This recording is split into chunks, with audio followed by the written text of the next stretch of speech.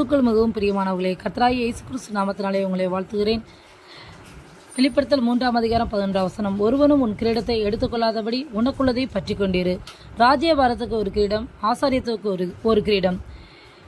நம் கிரீடத்தை எப்படி பற்றி கொண்டிருக்க வேண்டும் என்பது குறித்து விரிவான விளக்கங்களை நம் பிரதர் MD ஜெகன் அவர்கள் இந்த காணொலியில் பேசியிருக்கிறார்கள். பாருங்கள், கேளுங்கள். அது உங்கள் ஆவிக்குரிய வாழ்க்கைக்கு பிரோஜனமாக இருக்கும். தேவன்தாம் உங்களை ஆசீர்வதிப்பாராக. உள்ள எங்கள் ஆண்டவரே, இந்த அருமையான வேலைக்காய் ஸ்தோத்திரம். ஆண்டவரே, எங்களில் சுகபலத்தோடு கூட வைத்திருக்கிற தயவுக்காக உமக்கு ஸ்தோத்திரம். தேவாவியானவர், இந்த 3 மாதம் எங்களை போஷித்திருக்கிறீர், போதித்திருக்கிறீர், பாதுகாத்திருக்கிறீர், எங்கள் தேவைகளை சந்தித்திருக்கிறீர், ஒரு குறைவில்லாதபடி பாதுகாத்திருக்கிறீர். ஆண்டவரே, ஆவிக்குரிய விதத்திலும் வார்த்தையினாலும் அபிஷேகத்தினாலும் நீர் எங்களை நிரப்பின தயவுக்காக உமக்கு ஸ்தோத்திரம். இப்பொழுதும் ஆண்டவரே, இந்த 4ஆம் மாதத்தை ஒப்புக் கொடுக்கிறோம். கர்த்தர் பொறுப்பெடுத்துக் கொள்ளுங்க. இந்த மாதம் முழுவதும் உம்முடைய கிருபை, இரக்கம், தயவு ஒவ்வொருத்தரையும் மூடிக்கொள்ளும்படி நாங்கள் ஜெபிக்கிறோம். இந்த மாதத்தில் நாங்கள் நடக்க வேண்டிய வழி இதுவே என்று நீர் காண்பிக்க போகிற தயவுக்காய் ஸ்தோத்திரம். இந்த மாதம் முழுவதும் நீர் எங்களுக்கு முன்பாக கடந்து போய் குணநாளர்களை செவ்வையாக்கி, கதவுகளை திறந்து உடைத்து, தாப்பாள்களை நொறுக்கி, ஆண்டவரே, நீர் எங்களுக்கு திறந்த வாசலை கட்டளையிட போகிற தயவுக்காக உமக்கு நன்றி. நெடுநாளாய் தடைபட்டிருக்கிற காரியங்கள் எல்லாம் இந்த வருஷத்தில், இந்த மாதத்தில் ஆண்டவரே, நீர் அவங்களுக்கு விடுதலையாக்கி தரப்போகிற தயவுக்காக உமக்கு ஸ்தோத்திரம். எதிர்பார்த்திருக்கிற காரியங்கள் எல்லாவற்றையும் கர்த்தர் தந்து ஆசீர்வதிப்பீராக. கிருபையுள்ள கரத்தில் தாழ்த்துகிறோம். இருக்கிறவர்களுக்கு விரோதமாய் உருவாக்கப்படுகிற எல்லா ஆயுதங்களும் வாய்க்காதே போகட்டும் என்று நாங்கள் கட்டளை கொடுக்கிறோம். ஆண்டவரே, வியாதி, விக்கனம், பலகீனங்கள் எதுவும் எங்களை தொடாதபடி கர்த்தர் பாதுகாத்துக் கொள்வீராக. உடைய மகிமை மூடட்டும் அப்பா. இந்த மாதம் முழுவதும் ஆண்டவரே, முதியோர் முதல் இளையோர் வரை அத்தனை பேர் மேலும் உடைய அபிஷேகம் இருக்கும்படி நாங்கள் செபிக்கிறோம். ஒவ்வொருத்தரையும் கர்த்தர் ஆளுகை செய்வீராக. கிருபையுள்ள கரத்தில் எங்களை தாழ்த்துகிறோம். கர்த்தர் நீர் எங்களோடு கூட பேசுவீராக, இடைபடுவீராக. எங்கள் ஆண்டவர் இயேசு கிறிஸ்துவின் நாமத்தில் பிதாவே. வெளிப்படுத்தின சுவிசேஷம் 1:6 தம்முடைய பிதாவாகிய தேவனுக்கு முன்பாக நம்மை ராஜாக்களும் ஆசாரியர்களுமாக்கின அவருக்கு மகிமையும் வல்லமையும் என்னென்றைக்கும் உண்டாயிருப்பதாக. ஆமென். இதான அபிஷேகம் நம்ம எல்லாருக்கும் தெரியும். பழைய ஏற்பாட்டில் ராஜாக்களும் ஆசாரியரும் பிரிந்திருப்பார்கள். ஆசாரியத்துவம் என்பது வேறு, ராஜ்யபாரம் என்பது வேறு.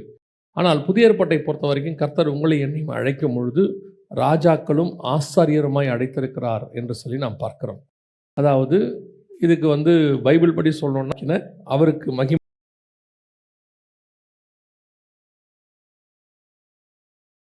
மெல்கிசேதேக்கின் முறைமை அப்படின்னு சொல்லுவாங்க. ஆரோனின் முறைமைன்னு ஒன்று இருந்துச்சு, அது நியாயப்பிரமாணம். இது மெல்கிசேதேக்கின் முறைமை. இந்த மெல்கிசேதேக்கின் முறைமை புதிய ஏற்பாட்டு முறைமையின்படி நாம் 2 அபிஷேகத்தை உடையவர்களாக இருக்கிறோம். ஒன்று ராஜாக்குரியதான அபிஷேகம், இன்னொன்று ஆசாரியத்துவத்துக்கான அபிஷேகம். பொதுவாக நாம் ராஜ்யபாரத்துக்குரியதான அபிஷேகத்தை நாம் விசுவாசிக்கிறோம், விரும்புகிறோம். அதன்படி நாம் நிறைய காரியங்களை செய்ய நினைக்கிறோம். ராஜ்யபாரம்னா நம்ம எல்லாருக்கும் தெரியும், ஆளுகை செய்தல், அத்தாரிட்டி. ஸோ அதில் நம்ம இருக்கிறதுக்கு விரும்புகிறோம். ஆனால் ஆசாரியத்துவமும் அதில் இருக்கிறது. ரெண்டும் சேர்ந்தது தான் நம்ம. இது ஹெவன்லி பிளான் அல்லது ஹெவன்லி அபிஷேகம், பரலோகத்தினுடைய அபிஷேகம். பரலோகத்தில் தேவன் ராஜாவாகவும் இருக்கிறார், ஆசாரியராகவும் இருக்கிறார்.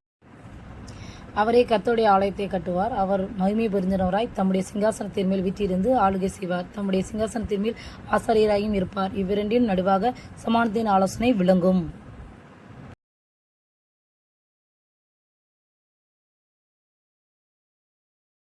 சகரியாவின் புஸ்தகத்தில் இருக்கு 6ஆம் அதிகாரத்தில் கர்த்தர் ஆசாரியராகவும் ராஜாவாகவும் வீற்றிருப்பார். இது பரலோகத்தினுடைய திட்டம். அப்படி தான் கர்த்தர் பரலோகத்தில் இருக்கிறார். அந்த மாதிரி தான் நம்மளை இப்போ பூமியில் வச்சிருக்கிறார். நாம் இன்னும் ஒருபடி மேலே போய் சொன்னால் நம்ம ராஜாவும் இல்லை, ஆசாரியரும் இல்லை. நம்ம வெறும் விசுவாசியாக இருக்கிறதா நினைக்கிறோம். அப்படியே இருந்துட்டு வாழ்க்கையை ஓட்டிகிட்டு போயிட்டா நல்லாயிருக்கும் அப்படின்னு தான் நினைக்கிறோம். இந்த 2 பொறுப்பு நம்மக்கிட்ட இருக்குது, 2 அபிஷேகம் நம்மக்கிட்ட இருக்குது. ராஜ்யபாரத்துக்குரிய அபிஷேகம், ஆசாரியத்துவத்துக்கான அபிஷேகம். இந்த 2ம் இணைஞ்சு தான் நாம் செய்கிறோம். ஆனால் இந்த குறித்த ஆண்டவர் சொல்லும் பொழுது இது கொடுத்துட்டாரு. ஒரு சிலர்லாம் என்ன சொல்கிறாங்கன்னா, கர்த்தர் இந்த அபிஷேகத்தை கொடுத்துட்டாரு, இது கடைசி வரைக்கும் அப்படியே தான் இருக்கும், இந்த அபிஷேகம் நம்மளை விட்டு போகாது, என்ன பண்ணாலும் போகாது அப்படின்லாம் சொல்கிறாங்க. இந்த வசனத்தை வாசிங்க. வெளிப்படுத்தின விசேஷம் 3ஆம் அதிகாரம் 11வது வசனத்தை வாசிங்க. வெளிப்பாடு 3:11. இதோ சீக்கிரமாய் வருகிறேன், ஒருவனும் உன் கிரீடத்தை எடுத்துக்கொள்ளாதபடிக்கு உனக்குள்ளதை பற்றி கொண்டிரு. எடுத்துக்கொள்ளாதபடிக்கு. உங்கள் எல்லாருக்கும் தெரியும், கிரீடம் என்பது எதற்கான அடையாளமாக இருக்குது? ராஜ்யபாரத்துக்கான அடையாளம். ராஜாவின் தலையில் தான் என்ன வச்சுருப்பாங்க? கிரீடம் வச்சிருப்பாங்க. ஆனால் லேவியராகமத்தின் புஸ்தகத்தை நீங்கள் வாசித்து பாருங்கள், 21ஆம் அதிகாரம் 12வது வசனத்தை வாசி. பரிசுத்த ஸ்தலத்திலிருந்து புறப்படாமலும் தன் தேவனுடைய பரிசுத்த ஸ்தலத்தை பரிசுத்த குலைச்சலாக்காமலும் இருப்பானாக. அவனுடைய தேவனின் அபிஷேகத்தலம் என்னும் கிரீடம் அவன் மேல் இருக்கிறது. நான் கர்த்தர். அப்போ ஆசாரியத்துவத்துக்கு ஒரு கிரீடம் இருக்கிறது. அதனால தான் ஆரோனின் தலையில கிரீடத்தை வச்சாங்க, தலப்பாகை நம்ம சொல்றோம். அப்போ ராஜ்யபாரத்துக்கு ஒரு கிரீடம் இருக்கிறது, ஆசாரியத்துவத்துக்கு ஒரு கிரீடம் இருக்கிறது. நமக்கு ரெண்டும் சேர்ந்து ஒரே கிரீடமாக இருக்கிறது. அதில் ராஜ்யபாரமும் இருக்குது, ஆசாரியத்துவமும் இருக்குது. இதைத்தான் கர்த்தர் சொல்கிறார் சபையை பார்த்து, உனக்குள்ள கிரீடத்தை. திருப்பி வாசிங்க 3:11 வெளிப்படுத்தின விசேஷம். ஒருவனும் உன் கிரீடத்தை எடுத்துக்கொள்ளாதபடி. அப்போ நமக்குரிய சபைக்குரிய கிரீடம் எது, சபைக்கான அபிஷேகம் எது அப்படின்னா 2 கிரீடம் இருக்குது, ரெண்டும் சேர்ந்து இருக்குது. நமக்கு பழைய ஏற்பாட்டில் ரெண்டும் தனித்தனியாக இருந்துச்சு. ராஜாவுக்கு ஒரு கிரீடம் இருந்துச்சு, ஆசாரியனுக்கு தலைப்பாக ஒன்று வச்சுருந்தாங்க, தலையில் ஒரு கிரீடம் வச்சுருந்தாங்க. இது ஒரு அபிஷேகம், அது ஒரு அபிஷேகம். இந்த ரெண்டுத்தையும் அங்கே வச்சுருந்தார். இப்போ நமக்கு சேர்த்து ஒரே கிரீடமாக வச்சிருக்கிறார். ராஜபாரம், ஆசாரித்துவம் ரெண்டும் சேர்த்து வச்சிருக்கிறார். திருப்பியும் சொல்கிறேன், இன்னைக்கு உள்ள விசுவாசிகளுக்கு இது ரெண்டும் நம்ம தலைமையில் இருக்குன்னே தெரியாது, அல்லது இப்படி ஒரு அபிஷேகம் இருக்குன்னே நமக்கு தெரியாது. ரெண்டுத்தையுமே செய்யணும்ல.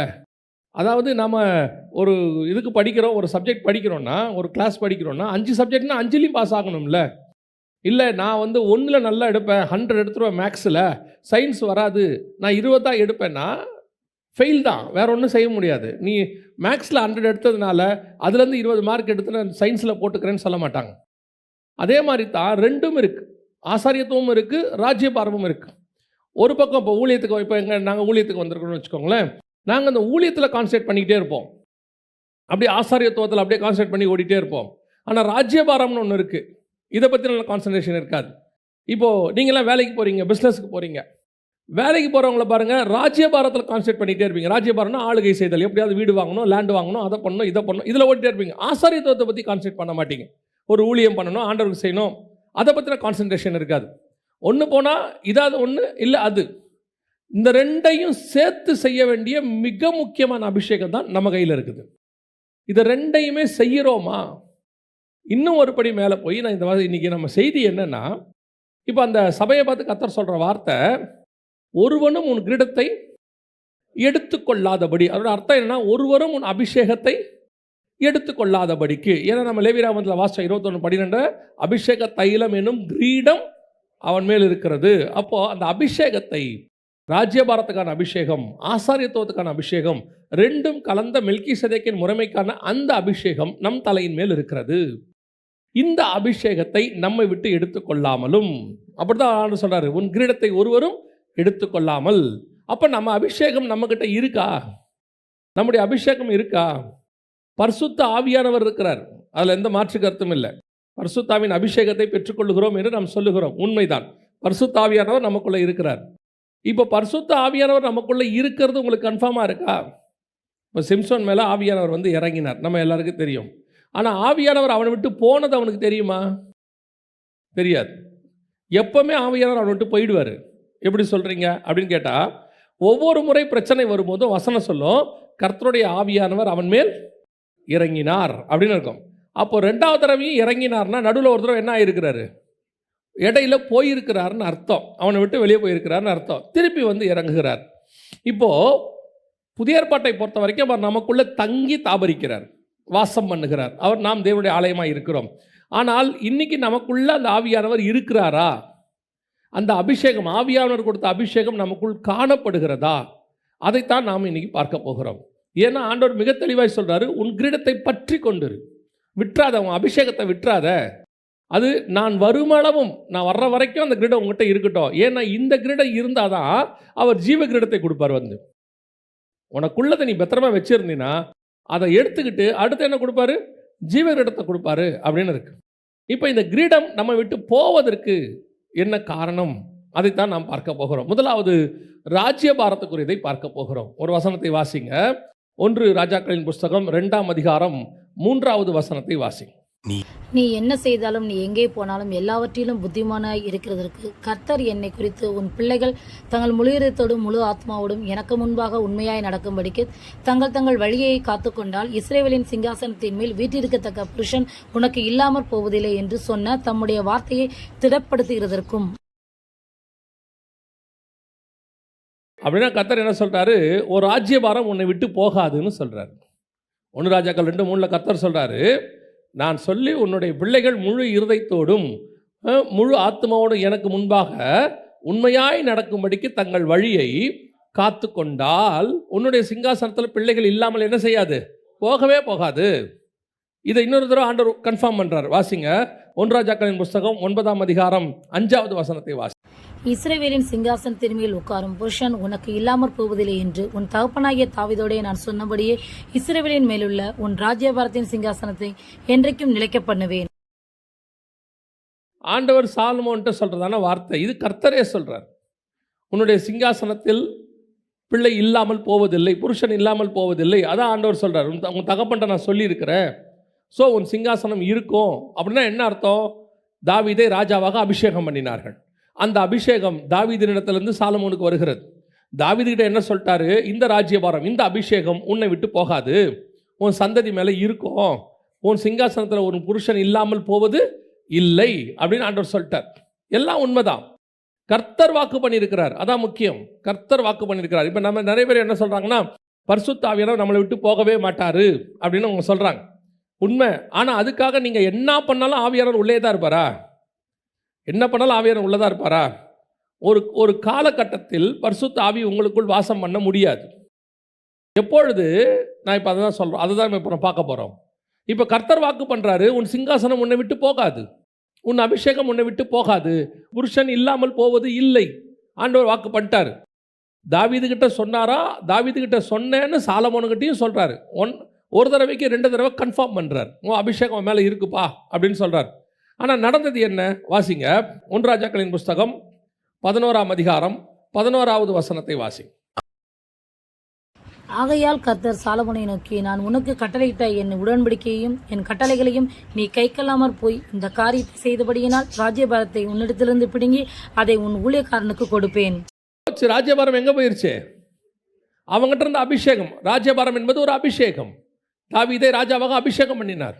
இப்போ வசனம் என்ன சொல்லுது? நீ என் வார்த்தைக்கு கை கொள்ளாமல் போனபடியினால். அபிஷேகத்தை கர்த்தர் கொடுக்கிறது உண்மை. அந்த அபிஷேகம் நம்மகிட்ட இருக்குன்னு அவர் வாக்கு பண்ணினது உண்மை. கடைசி வரைக்கும் உங்ககிட்ட நான் வச்சிருக்கிறேன்னு சொன்னதும் உண்மை. ஆனால் அந்த அபிஷேகம் உன்னை விட்டு போகாமல் இருக்க வேண்டுமானால் அதை பற்றி கொண்டிருக்க வேண்டிய பொறுப்பு நம்ம கையில் இருக்கு. அவர் கொடுத்துட்டாருங்கிறதுனால அது அப்படியே இருக்குன்னு அர்த்தம் கிடையாது. கேட்டால் உடனே கிருபை, ஆண்டவர் அதெல்லாம் ஒன்றும் செய்ய மாட்டார். கர்த்தர்கிட்ட கிருபை இருக்கிறது. அந்த கிருபை எப்போ வரைக்கும் இருக்குது? அவர் சொல்லுகிற வார்த்தையை கேட்டு கீழ்ப்படிஞ்சு நீங்கள் செய்கிற வரைக்கும் இருக்கு. இருதயத்தை கடினப்பட்டு ஒரு இடத்துல செய்யாமல் போய், இதே சாலமோன்ட்ட தான் கர்த்தர் சொன்னார், உன்னை விட்டு ராஜ்யபாரம் போகாதுன்னு. அதே சாலமோன்ட்ட தான் சொன்னார், உன்னை விட்டு எடுத்து உன் ஊழியக்காரங்க நான் கொடுத்துட போகிறேன், உன் அசிஸ்டண்ட்ட கொடுத்துட போகிறேன், உன் கூட இருக்கிறவன்ட்ட கொடுத்துட போகிறேன். நான் எப்போவுமே சொல்வேன், ஒரு ஊழியமோ அல்லது ஒரு அழைப்போ அல்லது ஒரு ஆசீர்வாதமோ உங்கள் கையில் இருக்க ஆண்டவர் கொடுத்ததை அதை எடுத்து இன்னொருத்தங்க கையில் கொடுக்கறத நீங்கள் பார்க்குறீங்க பாருங்க, அந்த மாதிரி கொடுமை உலகத்தில் வேற ஒன்றும் கிடையாது. உங்ககிட்ட ஆண்டவர் கொடுக்குற ஆசீர்வாதம் அது இருக்கட்டும், என்ன வேணா இருக்கட்டும், அது உலக ஆசீர்வாதமாகவே இருக்கட்டுமே அல்லது கர்த்தர் உங்களுக்கு கொடுத்ததாகவே இருக்கட்டுமே, அதை கர்த்தர் உங்ககிட்ட இருந்து எடுத்து உன் பக்கத்தில் இருக்கிறவன்ட்ட கொடுப்பாரு. அதுதான் இருக்கிறதுலே கொடுமை. சில விஷயங்களை நாம் சாதாரணமாக படிச்சுட்டு போகிறோம். வேதாகமத்தில் ஆதியாகமத்தின் புஸ்தகம் 17ஆம் அதிகாரத்தை வாசித்து பாருங்க. அது படிக்கிறதுக்கு ரொம்ப சாதாரணமாக இருக்கும். ஆனால் அங்கே நடக்கிற சம்பவம் என்னை பொறுத்த வரைக்கும் ரொம்ப ஒரு கொடுமையான சம்பவம். என்னன்னு கேட்டிங்கன்னா, ஆதியாகமம் 17 கர்த்தர் ஆபிரகாம் கிட்ட சொல்லக்கூடியதான ஒரு வார்த்தை. அவர் சொல்கிறார் பாருங்க, 17ஆம் அதிகாரம் ஆதியாகமத்தின் புஸ்தகம் 15-16 வாசிங்க. பின்னும் தேவன் ஆபிரகாமை நோக்கி, உன் மனைவி சாராயை இனி சாராய் என்று அழையாதிருப்பாயாக, சாராள் என்பது அவளுக்கு பேராயிருக்கும். நான் அவளை ஆசீர்வதித்து அவளாலே உனக்கு ஒரு குமாரனை. இதே ஆண்டவர் தான் சொன்னாரு ஆபிரகாமை பார்த்து, நான் உனக்கு ஒரு குமாரனை தருவேன். இந்த வார்த்தையை நீங்க புரிஞ்சுக்கணும் அழகா. ஆண்டவர் சொன்ன வார்த்தை, நான் உனக்கு, உன் கர்ப்பப்பிறப்பாய் இருப்பவனே. அந்த இடத்துல சாராளே வராது. 15ஆம் அதிகாரம் ஆதியாகமத்தை வாசிக்கும் போது, உன் கர்ப்பப்பிறப்பாய் இருக்கிறவனே. அவர் கேட்பாரு, இந்த தமஸ்கு ஊரானாகிய எலியேசர் இருக்கட்டுமா? இல்லை. ஆண்டவரே, அப்புறம் எனக்கு பிள்ளை இல்லாமல் இருக்கிறதே. கரெக்டாக ஒரு வார்த்தை ஆண்டவர் சொல்வார், உன் கர்ப்ப பிறப்பாய் இருக்கிறவனே அப்படிம்பாரு. இப்போ அதே ஆண்டவர் தான் சொல்றாரு 17ஆம் அதிகாரத்தில், சாராளாலே உனக்கு ஒரு குமாரனை தருவேன். அது நம்ம எப்படி எடுத்துக்கிறோம் சாதாரணமா அப்படின்னு கேட்டிங்கன்னா, நார்மலாக பார்க்கும்போது எப்படி இருக்கும், ஆகாரால் இல்லை சாராளால் தான் தருவேன்னு சொல்கிற மாதிரி நம்ம எடுத்துக்கிறோம். அதோட ஆக்சுவல் அர்த்தம் என்னன்னா, உன்னால சாராளுக்கு குமாரன் அல்ல, சாராளால உனக்கு குமாரன். ஆசீர்வாதம் மாறுது. இந்த இடத்துல சொல்றாரு, ஆபிரகாம் பதிலா ஆபிரகாம், சாராய்க்கு பதிலா சாராள். பிளஸ்ஸிங் அப்படியே, நான் அவளை ஆசீர்வதித்து. ஃபர்ஸ்ட் ஆண்டவர் என்ன சொன்னாரு, நான் உன்னை ஆசீர்வதித்து உனக்கு ஒரு குமாரனை தருவேன். இப்போ சொல்றாரு, அவளை ஆசீர்வதித்து அவளுக்கு ஒரு குமாரனை தருவேன். அப்படியே அபிஷேகம் அவன் மேல போயிருச்சு பாருங்க. காரணம் என்ன, உனக்கு கொடுக்கப்பட்டதான அந்த அழைப்பினுடைய மேன்மை தெரியாமல் ஆகார் இடத்துல சவுலின் மேல் இருந்த ராஜ்யபாரம் அப்படியே எடுத்து தாவீது கிட்ட போயிடுச்சு பாருங்க. அதுதான் ரொம்ப கேர்ஃபுல்லாக இருக்கணும். கர்த்தர் சொல்லுகிற வார்த்தையை கை கொண்டால் உன் அபிஷேகம் உன்மேல் நிலையாய் தங்கி இருக்கும். ஆவியானவர் இருக்கிறாரு, அதனால அவர் சொன்னபடி அவர் போக மாட்டாரு. உண்மைதான், ஆவியானவர் இரக்கத்தின் தேவன் தான். கடைசி வரைக்கும் இருந்து நம்மளை காப்பாற்ற முயற்சிக்கிறார். பாவத்தை குறித்து, நீதியை குறித்து, நியாய தீர்ப்பை குறித்து உலகத்தை கண்டித்து உணர்த்தி, நமக்குள்ள இருக்கிற உலகத்தை கண்டித்து உணர்த்தி சுத்திகரித்து மணவாளனுக்கு ஏற்ற மணவாட்டியாக, கற்புள்ள கன்னிகையாக நம்மளை கொண்டு போய் நிற்க வைக்கிறது ஆவியானவர் பிரயாசப்படுறார். எல்லாம் உண்மைதான். ஒரு லிமிட்டுக்கு மேல என் வார்த்தையை கை கொள்ளாமல் போனால், இப்போ யோசிச்சு பாருங்க, சாலமோன் தேவனுக்கு ஆலயம் கட்டினவன், அப்படித்தானே? நம்ம எல்லாருக்கும் தெரியும் தானே? வாசிங்க 1 ராஜாக்களின் புஸ்தகம் 11ஆம் அதிகாரம் 6 முதல் 8 வசனங்களை வாசி. சாலமோன் தன் தகப்பனாகிய தாவீதைப் போல கர்த்தரை பூரணமாய் பின்பற்றாமல் கர்த்தரின் பார்வைக்கு பொல்லாப்பானதை செய்தார். அப்பொழுது சாலமோன் எருசலேமுக்கு எதிரான மலையிலே மோவாபியரின் அருவருப்பாகிய காமோசுக்கும் அம்மோன் புத்திரின் அருவருப்பாகிய மோலாக்குக்கும் மேடையை கட்டினான். இப்படியே தங்கள் தேவர்களுக்கு தூபங்காட்டி பலியிடுகிற அந்நிய ஜாதியரான தன் ஸ்திரீகள் எல்லாருக்கும் இவன் தான் ஆலயம் கட்டினா, இவனே இப்ப பிசாசுக்கும் ஆலயம் கட்டுறான். நீங்க எருசலேமுக்கு எதிரான மலைன்னு பார்க்கக்கூடாது. எருசலேம் என்பது தேவனுடைய ராஜ்யபாரத்தின் தலைமை பீடம், ஹெட் குவார்ட்டர்ஸ். கர்த்தருடைய ஹெட் குவார்ட்டர்ஸ்க்கு அகைன்ஸ்டா பிசாசுக்கு ஒரு ஹெட் குவார்ட்டர்ஸ் கட்டுறான். யாரு? சாலமோன். நம்ம பல நேரத்தில் என்ன நினைச்சிட்டு இருக்கிறோம், இவர் அப்படி செய்யலாமா, இவர் அப்படி பண்ண மாட்டாரு. நான் எப்பவும் சொல்வேன், கர்த்தருடையதான வார்த்தைக்கு கீழ்ப்படுகிற ஊழியக்காரன் கடைசி வரைக்கும் அவன் அப்படியே தான் போயிடணும். கர்த்தருடைய வார்த்தைக்கு கீழ்ப்படுகிற விசுவாசி அப்படியே தான் போயிடணும். சிலர் ஊழியக்காரனை அப்படியே என்னவாக்கிடுவாங்கன்னு கேட்டிங்கன்னு சொன்னால், தேவனுக்கு பதிலாக கொண்டாந்து நிறுத்திடுறாங்க. நான் ஒரு தம்பிக்கிட்ட பேசிட்டு இருக்கும்போது அவன் சொன்னான், அவர் டிவியில் பேசிகிட்டு இருக்கிறார், அவர் அகைன்ஸ்ட் டு பைபிள் சொல்கிறாரு, தப்பாக சொல்கிறார். பைபிளில் அப்படி ஒன்று இல்லை, அவர் சொல்கிறார் இப்படி ஒன்று. இப்போ அந்த தம்பிகிட்ட சொல்கிறேன், என்னப்பா அவர் இப்படி சொல்கிறாரு அப்படின்னா, அந்த தம்பி சொன்ன வார்த்தை எனக்கு மறக்கவே இல்லை. 15 வருஷம் 10 வருஷம் ஆக போகுது. அவன் சொன்னான், அண்ணே பைபிளை விடுங்கண்ணே, அவர் சொன்னால் கரெக்டாக தானே இருக்கும்னு. எந்த அளவுக்கு இன்ஃப்ளூயன்ஸ் ஆயிடுச்சு பாருங்க. நம்ம நினைக்கிறோம் அவங்க சொன்னால் கரெக்டாக தான் இருக்கும்னு. நாங்கள் எப்போவும் மெசேஜில் சொல்வேன், நாங்கள் சொல்கிறது எல்லாமே கரெக்டுன்னு அப்படியே எடுக்காதீங்க. வசனம் சொல்லுது, பெராயா பட்டணத்தார் வசனத்தை என்ன செஞ்சாங்களாம், ஆராய்ந்து பார்த்தார்கள். பவுல் சொன்னதே ஆராய்ஞ்சு பார்த்துருக்குறாங்க. யார் சொன்னாலும் ஆராய்ஞ்சு பாருங்க. அவர் சொன்னால் சரியா இருக்கும், அந்த பாஸ்டர் சொன்னால் சரியா இருக்கும், இந்த ஊழியக்காரர் சொன்னால் சரியா இருக்கும், அந்த தீர்க்கதரிசி சொன்னால் சரியா இருக்கும், இந்த அண்ணன் சொன்னால் சரியா இருக்கும். யார் வேணாலும் சொல்லட்டும், யார் வேணாலும் சொல்லட்டும். தவறு பண்ணாத ஒரே ஒருத்தர் தான் இருக்கிறார், அது ஆண்டவராகிய இயேசு கிறிஸ்து மட்டும்தான். யார் வசனம் சொன்னாலும் ஆராய்ந்து பாருங்க, நலமானதை பிடிச்சு கொள்ளுங்க, கரெக்டான்னு பாருங்க. எந்த கை ஆலயம் கட்டுச்சோ அதே கை பிசாசுக்கு ஆலயம் கட்டுச்சு. இன்னைக்கு இதுதான் நடந்துட்டு இருக்குது. ஆனால் நிறைய பேர் என்ன நினைக்கிறாங்க, ஆலயம் கட்டின இந்த ஆளு பிசாசுக்கு ஆலயம் கட்டினா, ஆனாலும் கர்த்தர் கிருபை உள்ளவர் அவனோடு கூட இருப்பார். அதெல்லாம் ஆண்டவர் விட மாட்டாருங்க. அவன் தான்ப்பா பிசாசுக்கு ஆலயம் கட்டுறான், அவன் தான்ப்பா பைபிளுக்கு அகைன்ஸ்டா போறான், வசனத்தை கை கொள்ளாமல் போனபடியினால். திருப்பியும் சொல்றேன், நீ ஃபாலோ பண்ண வேண்டியது இயேசு கிறிஸ்துவை மட்டும்தான். நீ வர்ஷிப் பண்ண வேண்டியது இயேசு கிறிஸ்துவை மட்டும்தான்.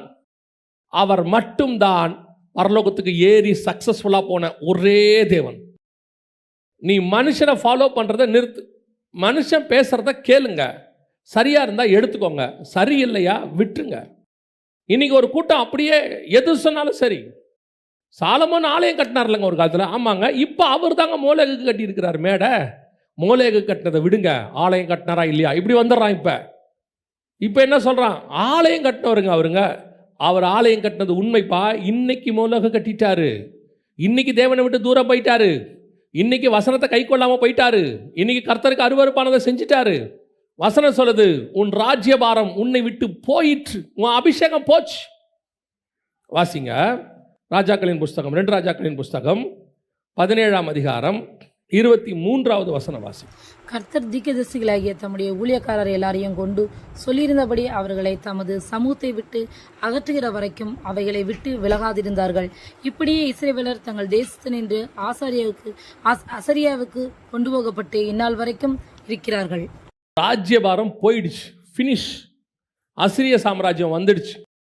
என்றென்றைக்கும் ஒரு புருஷன் உன் ராஜ்யபாரத்தில் இருப்பான்னு சொன்ன வார்த்தை இப்ப இல்லாம போயிடுச்சு. ராஜ்யபாரமே இல்லை, அபிஷேகமே இல்லை. இன்னைக்கு நிறைய பேர் ராஜ்யபாரத்தில் உட்கார்ந்ததுனால வசனத்தை கை கொள்ள வேண்டாம்னு நினைச்சுக்கிறாங்க, என்ன பண்ணாலும் பண்ணிடலாம்னு நினைச்சுக்கிறாங்க. இப்பவும் சொல்றேன், ஆவிக்குரிய வாழ்க்கையிலே தடுமாற்றம் வருவது, ஊழியத்தின் பாதையிலே தடுமாற்றம் வருவது, சூழ்நிலைகள் அப்படி நடக்கும். அதிலிருந்து விடுபட்டு கர்த்தர் உணர்த்துவார், கர்த்தர் சொல்லுவார், தீர்க்கதரிசிகளை வச்சு சொல்லுவார், வசனத்தை வச்சு சொல்லுவார். அதன் நிமித்தம் தன்னை சரிப்படுத்திக் கொள்ள வேண்டும். ஏன்னா நீ உன் மேலுள்ள அபிஷேகத்தை பாதுகாத்துக் கொள்வதற்கு, அந்த அபிஷேகத்தை நீ பாதுகாத்துக் கொள்ளணும்னா, இங்கே நம்ம யாருமே இங்கே தப்பு பண்ணாதவங்க கிடையாது, பலவீனமானவங்க நம்ம எல்லாரும். இந்த பலவீனத்திலிருந்து ஆவியானவர் பலப்படுத்துகிறார். அதை தான் அவர் கண்டித்து உணர்த்துவார். உணர்த்தும் போது நாம் நம்மளை என்ன பண்ணிக்க வேண்டியிருக்கு, அந்த உணர்த்துதலுக்கு செவிசாய்க்க வேண்டியிருக்கு. செவிசாய்த்து கொஞ்சம் கொஞ்சமாக, ஏன்னா உன் அபிஷேகம் முக்கியம், உன் அபிஷேகம் முக்கியம். அதை பாதுகாத்துக் கொள்வதற்கு நீ அதுலேருந்து கொஞ்சம் வெளியே வரணும். இல்லை நான் கண்டினியூ பண்ணிக்கிட்டே இருப்பேன், அதிலே தான் இருப்பேன் அப்படின்னு சொன்னால், ஒரு நாள் உன் ராஜ்யபாரம் அசிரியர் இடத்தில் போகும். ஒரு நாள் உன் அபிஷேகம் உன்னை விட்டு இன்னொருத்தருக்கு தாண்டி போகும். அது தாண்டி போகாதபடிக்கு பத்திரமாய் பாதுகாத்துக் கொள்ளும்படி தான் ஆண்டவர் சொல்றார், உனக்குள்ளதை பற்றி கொண்டிரு. அந்த நேரங்களில் வரும்பொழுது, அதான் தாவீதுக்கும் சவுலுக்கும் உள்ள டிஃபரன்ஸ். ஆண்டவர் சொல்றார் சவுலுகிட்ட, நீ தடுமாறிட்ட, ஆடு மாடுக்கு பின்னாடி போயிட்ட. இப்போ சாமுவேலை வச்சு உணர்த்துறார், நீ பண்ணது தப்பு சவுல். இப்போ சவுல் சுயநீதி கற்பிக்கிறார். இப்போ பேசுறார், இல்லைங்க கர்த்தருக்காக தான் இப்போ செஞ்சேன். அந்த இடத்துல ஆண்டவர் சொல்வாரு, உன் ராஜ்யபாரம் உன்னை விட்டு நிலை நிற்காது. உன்னை விட உத்தமமான ஒரு மனுஷனுக்கு கர்த்தர் கட்டளையிட்டார், முடிஞ்சு போச்சு, ராஜ்யபாரம் போயிடுச்சு. இப்போ அவர் கொடுத்த தாவீது அவங்ககிட்ட தான் கொடுத்தாரு. இவன் தப்பு பண்ணாதவனான்னு பார்த்தீங்கன்னா அவனும் ஒரு இடத்துல தடுமாறுறான். அந்த இடத்துல தீர்க்கதரிசி அனுப்பி, நாத்தான் தீர்க்கதரிசி அனுப்பி ஆண்டவர் எச்சரிக்கிறாரு. எச்சரித்த உடனே அவன் சொல்றான், நான் தான் அந்த மனுஷன், நான் தான் பாவம் செஞ்சேன். உடனே அந்த இடத்துல வசனம் இருக்கு, உன் ராஜ்யபாரம் நிலை நிற்கும் இருக்கும். உன் ராஜ்யபாரம் நிலை நிற்கும், உன் அபிஷேகம் நிற்கும். ஜஸ்ட் கரெக்ட் யுவர் செல்ஃப், அவ்வளோதான். ஏன்னா நீங்க செய்கிற செய்கையை விட உன் மேல் இருக்கிற அபிஷேகம் பெருசு. பத்சேபாலை விட தாவீதின் மேல் இருந்த அபிஷேகம் பெருசு. அதைத்தான் கர்த்தர் சொல்றார், உன் அபிஷேகத்தை காத்துக்கொள். அந்த ராஜ்யபாரம் உன்னை விட்டு போகாமல் இருக்கணும்னா கர்த்தர் கொடுக்கிற வார்த்தையை கை கொள்ளணும். ஒருவேளை நாம் தடுமாறும் பொழுது அதை விட்டு வெளியே போகாதபடி அந்த எச்சரிப்பை எடுத்துக்கொண்டு நாம் திருப்பி உள்ளே வந்துடணும். இது ராஜ்யபாரத்தை பாதுகாத்துக் கொள்வது. ஆசாரியத்துவத்தை இழந்த ஒரு குரூப் இருக்கு. வாசிங்க யாத்ராகமத்தின் புஸ்தகம் 40ஆம் அதிகாரம் 15வது வசனத்தை வாசிங்க. அவர்கள் எனக்கு ஆசாரிய ஊழியம் செய்யும்படி அவர்களையும் அவர்கள் தகப்பனையும் அபிஷேகம் பண்ணினபடியே அபிஷேகம் பண்ணுவாயாக. அவர்கள் பெறும் அந்த அபிஷேகம் தலைமுறை தோறும் நித்திய ஆசாரியத்துவத்துக்கு ஏதுவாய் இருக்கும் என்றார். வாக்கு பண்ணியிருக்கிறாரு ஆரோனுக்கு. ஸ்டார்ட் பண்ண ஃபர்ஸ்ட் ஜெனரேஷன் தலைமுறை தோறும் நித்திய ஆசாரியத்துவமாக இருக்கும். ஆனால் இங்கே நடந்தது என்ன? 1 சாமுவேலின் புஸ்தகம் 2ஆம் அதிகாரம் 30வது வசனத்தை வாசிங்க. ஆகையால் இஸ்ரவேலின் தேவனாகிய கர்த்தர் சொல்லுகிறதாவது, உன் வீட்டாரும் உன் பிதாவின் வீட்டாரும் என்றைக்கும் என் சந்ததியில் நடந்து கொள்வார்கள் என்று நான் நிச்சயமாய் சொல்லியிருந்தும் இனி அது எனக்கு தூரமாயிருப்பதாக. என்னை கனமணிறவர்களை நான் கனமண்ணுவேன், என்னை அசட்டை பண்ணிறவர்கள் கனவினப்படுவார்கள் என்று கர்த்தர் சொல்லுகிறார். இப்போ ஆசாரியத்துவம் போச்சு. முதல்ல ராஜ்யபாரம் ஏன் போச்சுன்னு பார்த்தோம். இப்போ என்ன போச்சு? ஆசாரியத்துவம் போச்சு. இந்த ஆசாரியத்துவம் யாருது? ஆரோனுக்கு கொடுக்கப்பட்டது. ஆண்டவர் சொல்றாரு, ஒருவன் ஆரோனை போல அழைக்கப்படாவிட்டால் இந்த கனமான ஊழியத்துக்கு ஒருவரும் தானாய் வருகிறதில்லை. கர்த்தர் கொடுத்த அபிஷேகம் ஆரோனுக்கு கொடுத்தது. அந்த அபிஷேகம் தலைமுறை தலைமுறை அப்படின்ட்டு ஒரு இடத்துல நிற்கும்னு சொல்லலை. 10 தலைமுறை மட்டும், 40 தலைமுறை மட்டும் சொல்லலை, நித்திய ஆசாரியத்துவமாக இருக்கும். அவர் சொன்ன வார்த்தை தான், நித்திய உடன்படிக்கை. ஆனால் அதே தேவன் தான் சொல்கிறாரு, நான் தான்ப்பா அப்படி சொன்னேன். 1 சாமுவேல் 2:30 நான் சொல்லி இருந்தும் அது எனக்கு தூரமாக இருப்பதாக, இனிமேட்டு அவனுடைய சந்ததியில் ஆசாரியனே இருக்க மாட்டான்ட்டார். அவ்வளோதான், முடிஞ்சு போச்சு. என்ன காரணம்? என்னை கனம் பண்ணுகிறவனை நான். அப்படி என்னங்க கனவீனப்படுத்திட்டாங்க அவங்க? என்ன கனவீனப்படுத்திட்டாங்க அப்படின்னு கேட்டிங்கன்னா, அங்கே நடந்த சம்பவம் கொஞ்சம் இருக்குது. அந்த வசனத்தை திருப்பி அதுக்கு முந்தின வசனத்தை வாசிங்க பார்ப்போம். என் பலியையும் என் காணிக்கையும் நீங்கள் உதைப்பானேன். என்ன பண்ணாங்க இவங்கன்னா? உதைச்சி என்ன சொல்லிட்டாங்க? வேணான்ட்டாங்களா? காணிக்கையை வேணாம்பா எடுத்துகிட்டு போ அப்படின்ட்டாங்களா? நம்ம எலிசா நாகமன்ட்ட சொன்ன மாதிரி தட்டி விட்டான்னு இருக்கோம். அந்த மாதிரி எல்லாம் எங்களுக்கு காணிக்கைலாம் வேண்டாம் அப்படின்னு சொல்லி, இல்லை அந்த காணிக்கையை காலில் போட்டு அடித்தாங்களா? இல்லை. அவங்க காணிக்கை என்ன பண்ணாங்க அப்படின்னு கேட்டிங்கன்னா, வாசிங்க 1 சாமுவேலின் புஸ்தகம் 2ஆம் அதிகாரம் 15வது வசனத்தை வாசி. கொழுப்பை தகனிக்கிறதற்கு முன்னும் ஆசாரியனுடைய வேலைக்காரன் வந்து பலியிடுகிற மனுஷனை நோக்கி, ஆசாரியனுக்கு பொரிக்கும்படி இறைச்சி கொடு, பச்சை இறைச்சியே அல்லாமல் அவ்வித்ததை உன் கையிலே வாங்குகிறதில்லை என்பான். இப்போ காணிக்கையை இவங்க கேட்ட ஆஃபரிங் வருது. இந்த ஆஃபரிங்கை அவன் கேட்டு வாங்குறான். உதைப்பானேன்னு இவர் சொல்கிறாரு காணிக்கை நீ உதைப்பானேன். என்னங்க உதைச்சாரு? அந்த பலி கொடுக்கும்போது, அந்த பலிபீடத்தில் சுட்டெரிக்கும் போது முழுசாக எரிச்சிடாத, நல்லா பதமாக இருக்கும் போதே கொடுத்துரு, கொஞ்சம் கொழுப்போடு இருக்கட்டும். இப்போ நம்ம எல்லாம் இதை தானே சொல்லிக்கிட்டு இருக்கிறோம். கறிக்கடைக்கு போனால் என்ன கேட்குறோம்? கொஞ்சம் கொழுப்பாக இருக்கட்டும், நல்லா வெந்து இருக்கணும், ரொம்ப கருகிடக்கூடாது, மீடியமாக இருக்கணும், அப்படி தானே சொல்கிறோம். ஆமாம் தானே? லேவியராகமத்தின் புஸ்தகம் 8ஆம் அதிகாரம் 31வது வசனத்தை வாசி.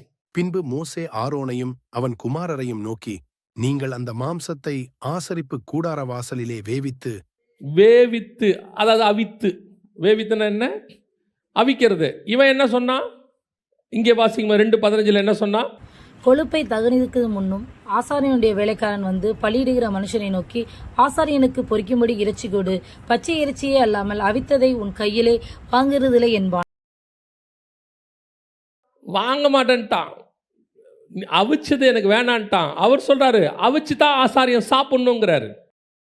என்ன அர்த்தம் இதுக்கு அப்படின்னு கேட்டிங்கன்னா, அங்கே மோசே முதல்ல எல்லாத்தையும் கழுவுவார், அது ஞானஸ்தானத்துக்கு அடையாளம். அடுத்து அவிக்கிறதுனா என்ன? சுடுதண்ணியில் போட்டு என்ன செய்யறது? கொதிக்கிறது, அப்புறம் சுட்டெரிக்கிறது, ஆவியினாலும் அக்கினினாலும் அபிஷேகம்.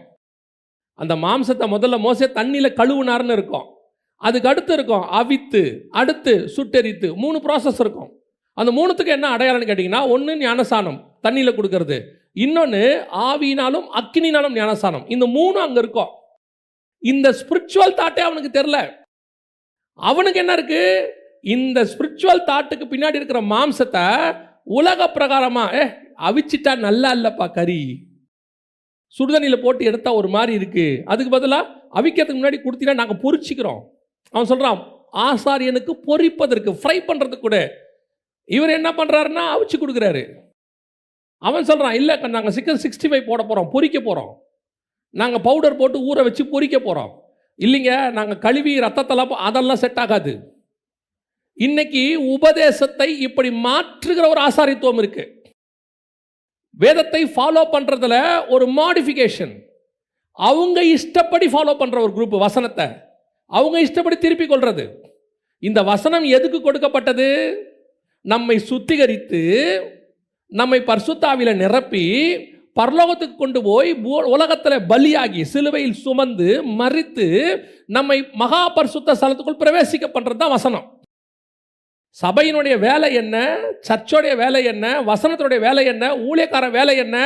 உங்களை கர்த்தருக்கென்று கற்புள்ள கன்னிகையாக, மணவாட்டியாக மாற்றி கொண்டு ஒப்படைக்கிறது. மாம்சத்தில் இருக்கிற உங்களை ஆவியா மாத்துறது, சுத்திகரிக்கிறது. இதுதான் சர்ச்சோடைய ஊழியக்கார வேலை. கிறிஸ்துவுக்காக மரித்தால் ஒழிய நீ நித்திய ஜீவனுக்குள் பிரவேசிக்க முடியாது. அவ்வளவுதான் வசனம். சிலுவை சுமக்காமல் நீ கிறிஸ்துவை எதிர்பார்க்கவே பார்க்காதீங்க.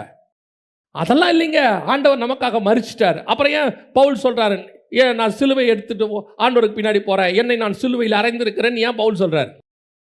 இன்னைக்கு ஒரு குரூப் இருக்கு, ஆண்டவர் நமக்காக தரித்திரரானார் நம்மை ஐஸ்வர்யனாக்கும்படிக்கு. இவன் என்ன செய்யறான்? அந்த வசனத்தை அப்படியே அவிக்காம எடுத்துக்கிற குரூப்பு. அந்த மாம்சத்தை என்ன செய்து அவிக்காம நம்மை ஐஸ்வர்யனாக்கும்படி அவர் தரித்திரரானார். அப்ப என்ன அர்த்தம்? நம்மளை பணக்காரனாக்கிறதுக்கு அவர் ஏழை ஆயிட்டார். அந்த வசனத்தை அப்படித்தான் போதிக்கிறாங்க. சரி, என்னுடைய கேள்வி எப்பவுமே ஒண்ணுதான். ஆண்டவர் நமக்காக தரித்திரராகி நாம பணக்காரன் ஆகணுன்றது வசனம்னு சொன்னா, முதல் பணக்காரனாக வேண்டிய ஆள் யாரு பைபிள்ல? முதல் பணக்காரனாக வேண்டிய ஆள் யாரு? பேதுருல இருந்து பவுல் வரைக்கும் கோடீஸ்வரனா இருந்திருக்கணும். ஏன்னா இவங்க தான் எல்லாத்தையும் விட்டு அவருக்கு பின்னாடி வந்தவங்க. நியாயமா பார்த்தா எருசலேம்ல மில்லியனர் யாருன்னா பீட்டரா இருந்திருக்கணும். ஆமா தானே? அப்புறம் தமஸ்கு வரைக்கும் அடுத்த மில்லியனர் யாருன்னா பவுலா இருந்திருக்கணும். இந்த 12 கோடீஸ்வரங்களா இருந்திருக்கு இவனுங்க எல்லாம். தோமா இங்க ஒரு பெரிய கோடீஸ்வரனா வந்திருக்கணும். அப்ப இவங்க ஏன் தரித்திரத்தில் இருந்தாங்க? அப்போ உங்களுக்கு தெரிஞ்ச இந்த வசனம் அவங்களுக்கு தெரியாம போச்சா? எழுதினவனுக்கு வசனம் தெரியல, 2000 வருஷம் கழிச்சு படிக்கிற இவங்களுக்கு புரிஞ்சிருச்சு வசனம். இதுதான் கரியா அவிக்காம கொடுக்கிறது. அப்படியே கொடுத்துரு, பொரிச்சு சாப்பிட்டுக்கிற டேஸ்டா இருக்கு. இன்னைக்கு இதுதான் ஆசாரியத்துவம் அநேக ஊழியர்களை விட்டு போனதுக்கு காரணம். நல்லா கவனிச்சுக்கொள்ளுங்க. கர்த்தருடைய வார்த்தை கலங்கம் இல்லாத ஞானப்பால். அதுல எந்த கலப்படத்தை பண்ணீங்கனாலும் பரலோகம் ஒத்துக்காது. அதனால பரலோகம் என்ன பண்ணும்? வசனத்தை மாற்ற போறதில்ல உங்களுக்காக. பரலோகம் என்ன பண்ணு தெரியுமா? உங்களை மாத்திரும். ஆசாரித்துவத்தை எடுத்துரும், உங்க மேல இருக்கிற அபிஷேகத்தை எடுத்துரும். நான் வேற ஒருத்தங்கிட்ட கொடுத்துறேன்னு சொல்லும். அவங்ககிட்ட கொடுக்குறிய அவன் பேசுவான், அவன் கவலைப்படாம பேசிட்டு போட்டோம். இப்ப என்ன ஆகும்? இந்த பொரிச்சவன் இருக்கான்ல, அவிக்காம சாப்பிட்டவன் செமையா இருக்கும். ஆனா இவங்கிட்ட தான் நிறைய ஆஃபரிங் இருக்கும். இந்த மாதிரி பேசுற ஆளு பிடிக்காது. பாருங்க, ராஜா கிட்ட வரான். யாராவது தீர்க்கதரிசிகள் இந்த பக்கத்தில் இருக்கிறாங்களான்னு அவன் கேட்குறான். கேட்கும்போது நிறைய தீர்க்கதரிசிகள் வராங்க. அத்தனை பேரும் ராஜாவுக்கு சாதகமாக தீர்க்க தரிசனம் சொல்கிறாங்க. இது ராஜாவுக்கு திருப்தி ஆகலை. அப்போ கேட்குறாரு, வேற யாராவது இருக்கானா அப்படின்னு. அவரே சொல்கிறாரு. இன்னொரு ராஜா சொல்கிறான், இன்னொருத்தன் இருக்கிறான், அவன் எப்போவுமே அகைன்ஸ்டாக தான் பேசுவான். நமக்கு சாதகமாக அவன் என்ன செய்ய மாட்டான், பேசவே மாட்டான் அப்படின்னு. இவன் சொல்கிறான், அவனை வர சொல்லுங்கிறான். அவனை வர சொல்லி கேட்போம் அப்படின்னு. இன்னைக்கு ஒரு குரூப்பு, இந்த குரூப் ஆஃப் தீர்க்கதரிசிகள் ராஜாவை பிரியப்படுத்துகிறது, விசுவாசியை பிரியப்படுத்துகிறது, வருகிற கூட்டத்தை சாட்டிஸ்ஃபை பண்றது, உங்களுக்கு ஏற்ற மாதிரி பேசுறது. ஆனால் நீங்க எப்படி இருக்கணும் தெரியுமா? இது அல்ல, வேற எவனாவது இருக்கிறானான்னு பார்க்கணும். வேற யாராவது இருக்கிறானா அவனை கூப்பிடு. அவன் சொல்லுவான், உலகம் அழிய போகிறது, இயேசு கிறிஸ்து வரப்போகிறார், எந்த நேரத்திலும் புறப்படுறதுக்கு தயாரா இருக்கணும், இனி காலம் செல்லாது, இனி அப்படி ஒரு சபை சொல்லும், உங்களை நீங்களே சிலுவையில் அறைந்தால் ஒழிய, உங்களை நீங்களே மரித்தால் ஒழிய உயிர்ப்பிக்க முடியாது. அவன்தான் உனக்கு உண்மையை சொல்லுகிறவன், அவன்தான் சத்தியத்தை சொல்றவன். இன்னைக்கு உங்களுக்கு ஏத்த மாதிரி வசனத்தை மாடிஃபை பண்ணி, உங்களுக்கு ஏத்த மாதிரி அப்படியே மைல்டா பேசுறது. இப்ப பிரச்சனை என்ன தெரியுமா? கேட்கிறவனுக்கு கர்த்தர் வேற எப்படியாவது கொடுத்துருவாரு, பேசுறவங்கிட்ட தான் அபிஷேகம் போயிடும். பேசுறவன் மேல உள்ள கர்த்தருடைய அபிஷேகம் என்ன செஞ்சிடும்? போயிடுமாமா. அதான் வேதம் சொல்லுது, என் காணிக்கை நீ உதைப்பானேன். நான் ஒரு ப்ரொசீஜர் கொடுத்துருக்கிறேன், நான் ஒன்று உருவாக்கி இருக்கிறேன் செய்ய சொல்லி, நீ உன் இஷ்டத்துக்கு ஊழியம் பண்ற, உன் இஷ்டத்துக்கு சர்ச்சை நடத்துற, உன் இஷ்டத்துக்கு ஆவிக்குரிய வாழ்க்கை வாழ்ற. கேட்டா அதுக்கு 2 வசனத்தை எடுத்துக்கிற, அந்த வசனத்தை நீ தப்பா இன்டர்பிரட் உனக்கு பண்ணிக்கிட்டு, நீ கெட்டது மட்டும் இல்லாம ஒரு கூட்டத்தையே வந்து கெடுத்துக்கிட்டு இருக்கிற. இப்படி கவனிக்கிறவங்களுக்கு நான் சொல்றேன், கேட்கிறவங்களுக்கு சொல்றேன், தயவு செய்து உங்கள் வசதிக்காக, உங்கள் விருப்பத்துக்காக நீங்க கேட்கும் போது சந்தோஷமா இருக்கிறதுக்கான வசனத்துக்கு பின்னாடி போகாதீங்க. வசனம் எதுக்கு தெரியுமா? சர்ச்சில் உங்களை சாட்டிஸ்ஃபை பண்றதுக்கு இல்ல, உங்களை பக்தி விருத்தி உண்டாக்குறதுக்கு. சபைங்கிறது என்ன? உங்களை தேவனுக்கு நேராக கிட்டி நெருங்கி சேர வைப்பது, பரலோகத்துக்கு ஆயத்தம் பண்ண வைப்பது, உங்களை சுத்திகரிக்க வைப்பது. இது ஆசீர்வாதத்தின் ஸ்தலம் அல்ல, உண்மையான ஆசீர்வாதத்தின் ஸ்தலம். மெய்யான ஆசீர்வாதம் எது தெரியுமா? கீழானவைகள் அல்ல, மேலானவைகளே நாடுங்கள். அப்ப கீழே இருக்கிறதுக்கு பேரு இதெல்லாம் தேவை. வாட் எவர் இட் இஸ், எல்லாமே தேவைதான். அத்தனை தேவையையும் கர்த்தர் கொடுப்பதற்கு வல்லமை உள்ளவராக இருக்கிறார். என்ன தேவையோ அதை கொடுத்துட்டு போறாரு. இன்னைக்கு 5000 ரூபாய் தேவைனா கொடுப்பாரு, நாளைக்கு 50,000 தேவைனா கொடுப்பாரு, நாளைக்கு 5 லட்சம் தேவைனாலும் கொடுப்பாரு. அந்த தேவையை பரலோகம் பார்த்துக்கொள்ளும். ஆனால் சபை என்பது உங்கள் தேவைக்கான இடம் அல்ல, தேவனுக்கு ஏற்ற மாதிரி உங்களை மாத்துகிற இடம். இது அவிக்கிற இடம், தண்ணியில போட்டு சுட்டரிக்கிற இடம், உங்களை கழுவுகிற இடம். அதுக்கு தான் விட்டு கொடுக்கணும். எப்போ பார்த்தாலும் பாஸ்டர் திட்டுறாரு, எப்போ பார்த்தாலும் கடிஞ்சு கொண்டு பேசுறாரு. ஆமாம், ஏன் தெரியுமா? உங்களுக்கு அப்படி பேசாவிட்டால் என் அபிஷேகம் போயிடும். ஆண்டவர் சொல்றாரு, உன் அபிஷேகத்தை நான் எடுத்துருவேன். ஏன்? நான் உனக்கு கொடுத்தது எதுக்காக? இதெல்லாம் இந்த மாம்சத்தை சுட்டெரித்து எனக்கு சுகந்த வாசனையாய். அந்த லேவியராகமம் 8ஆம் அதிகாரத்தை நீங்க வாசித்து பாருங்க. பலிபீடத்தின் மேல் கர்த்தருக்கு சுகந்த வாசனைக்கான சர்வாங்க தகன பலியாக. சுகந்த வாசனை என்ன தெரியுமா? நல்ல ஸ்மெல்லாமா. ஆட்டை எரிச்சா ஸ்மெல் எப்படி இருக்கும்? குடலை எரிக்க சொல்றார். குடல்களையும் தொடைகளையும் எரி. அப்போ வசனம் சொல்லுது, குடல்களையும் தொடைகளையும் தண்ணீரால் கழுவின பின், இதான் ஞானஸ்நானம், தண்ணீரால் கழுவின பின் மோசே ஆட்டுக்கடா முழுவதையும் படவில் பலிபீடத்தின் மேல் கர்த்தருக்கு சுகந்த வாசனையாக சர்வாங்க தகன பலியாக தகனித்தான். சுட்டரித்தல் பரிசுத்தாவின் அபிஷேகம், கழுவுறது ஞானஸ்நானம், தகனித்தல் அபிஷேகம். இந்த ரெண்டையும் வரும்போது ஆக்சுவலா பலிபீடத்தில் எரியும் போது நல்ல வாசனை வராது. ஆனால் வசனம் சொல்லுது சுகந்த வாசனையாய். அவரோட அர்த்தம் என்ன? நீ முழுவதுமாக சுட்டரிக்கப்பட்டு சுத்திகரிக்கப்பட்டு கர்த்தருக்கு ஜீவாதார பலியாக மாறும் பொழுது உன்னை கர்த்தர் சுகந்த வாசனையாய் நுகருகிறார்னு சொல்லுது. இதுதான் புதிய ஏற்பாட்டில் நாம தான் அந்த பலி, நம்மளை தான் பலியாக்குறோம். ஒன்று இயேசு கிறிஸ்து, இன்னொன்று நம்ம ஆகணும். இன்னைக்கு வசனம், மோசே ஊழியக்காரன் தகனிக்கிறவனாக இருக்கணும். கர்த்தருக்கேன்ற சுகந்த வாசனையாய் உங்களை மாத்துகிறவனாய் இருக்கணும். அது சுட்டரிக்காம தண்ணியில போடாம அவிக்காம அப்படியே என்கிட்ட கொடுத்துட்டு நான் சாப்பிட்றேன்னு சொன்னா அந்த காணிக்கை உதைக்கிற காணிக்கைன்னு வசனம் சொல்லுது.